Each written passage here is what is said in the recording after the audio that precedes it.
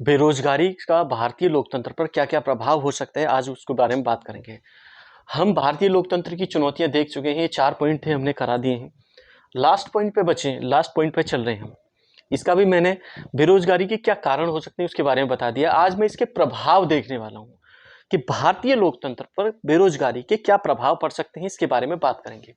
इसके बाद जो हमारी अगली क्लास होगी वो जुझाव की होगी कि भारतीय लोकतंत्र पर जो प्रभाव पड़ रहे हैं उनको किस तरह से, किन सुझावों से, क्या क्या सुझाव हो सकते हैं भारतीय लोकतंत्र पर बेरोजगारी के प्रभावों को खत्म करने के लिए। तो देख लेते हैं पहला कारण, पहला प्रभाव, नैतिक पतन। जब कोई युवा बेरोजगार होता है या देश में कोई बेरोजगारी बढ़ती है तो युवाओं के अंदर एक नैतिक पतन देखने को मिलता है, क्योंकि उनको समाज का, अपने घर वालों का, सभी का ताने वगैरह सुनने पड़ते हैं, उनकी सुननी पड़ती है। उनको एक तरह से बेरोजगारों को बड़ी खराब नजरों से देखा जाता है, तो ये तो बेरोजगार है, कुछ करने के लायक ही नहीं है, नल्ला है ये, इसके बस की नहीं है, ये काम ही नहीं करना चाहता, ये काम ही नहीं मिलता इसको। अरे ऐसा कौन इंसान है जो काम मिल रहा हो और काम नहीं करना चाहता हो?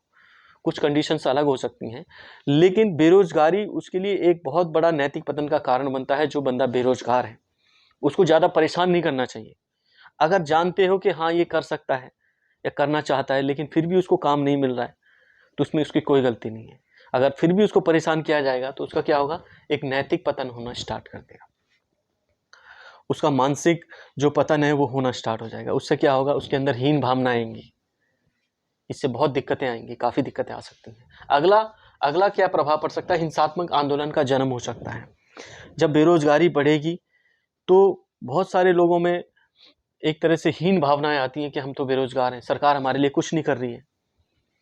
तो इससे क्या है, आपस में हिंसा होने लगती है। कभी सरकार के लोगों से भिड़ जाते हैं, कभी किसी ऑफिसर से भिड़ जाते हैं। क्या करेगा एक बेरोजगार युवा, जो उसका हक है उसको मिल नहीं पा रहा है, जो सरकार उसको गारंटी दे रही है वो नहीं मिल पा रही है, तो क्या होगा, इससे हिंसात्मक आंदोलन का जन्म होता है। कई बार बहुत सारी झड़प हो जाती हैं, लोग, कौन मरता कौन है उसमें, एक स्टूडेंट मरता है, बहुत ज़्यादा परेशानी पैदा होती है। कि ज़्यादातर आपने देखे होंगे कि किसी स्कूली छात्र की कहीं झड़प हो गई, किसी जो रोजगार के लिए गए हैं वहाँ पे झड़प हो गई, कोई नौकरी के लिए गया वहाँ पे झड़प हो गई। हिंसात्मक आंदोलन हो रहे हैं, लोगों को काम चाहिए, पैसा नहीं चाहिए, लोगों को काम चाहिए, पैसा तो अपने आप आ जाएगा। तो ये सभी चीजें हैं। अगला है तानाशाही शासन की संभावना। जहां पर बेरोजगारी और गरीबी होती है, भुखमरी होती है, वहां पर तानाशाही शासन की आने की संभावना बहुत ज्यादा होती है। आपने फर्स्ट वर्ल्ड वॉर के बाद देख ही चुके हैं यूरोप में क्या हुआ था। यूरोप में जर्मनी के अंदर हिटलर आया और इटली के अंदर मुसोलिनी आया। उसका सबसे बड़ा रीजन वहां की बेरोजगारी और गरीबी थी। इसीलिए लोकतंत्र में जो भी लोग बैठे हैं उनको ध्यान रखना चाहिए, अगर लोग परेशान हैं, बेरोजगार हैं, तो वहां पे तानाशाही शासन की आने की संभावना भी हो जाती है।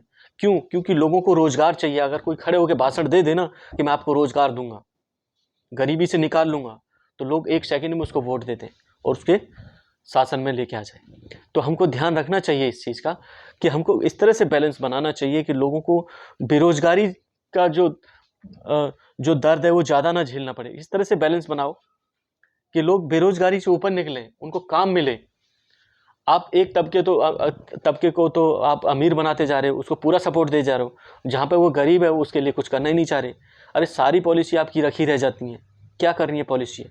लोकतंत्र क्या कर रहा है, समानता के अधिकार की बात करता है, स्वतंत्रता की बात करता है। कहाँ है स्वतंत्र, कहाँ है समानता? तो इसको सोचना पड़ेगा सरकार को। जिसको हम चुन के पार्लियामेंट में भेज सकते हैं उसको सेकंडों में उतार भी सकता है युवा यहाँ का, जो कि बेरोजगार है, जो परेशान है, जो अपने घर वालों की एक उम्मीद है, हर रोज किसी ऑफिस के चक्कर काटता है, वहां नौकरी नहीं मिल रही है, क्योंकि शिक्षा प्रणाली ऐसी चली आ रही थी। अभी भी कोई ध्यान नहीं दिया जा रहा है, साक्षरता पर ध्यान दिया जा रहा है, किसी स्किल पर ध्यान नहीं दिया गया। अरे जो शिक्षा बनाई, लोग उसी के अकॉर्डिंग चल पड़े। इतने समझदार होते तो वो तो स्किल पर ध्यान देते ना। तो सरकार का भी कुछ फर्ज बनता है, उसको स्किल पे ध्यान देना चाहिए था, व्यवसाय पे ध्यान व्यावसायिक शिक्षा पे ध्यान देना चाहिए था।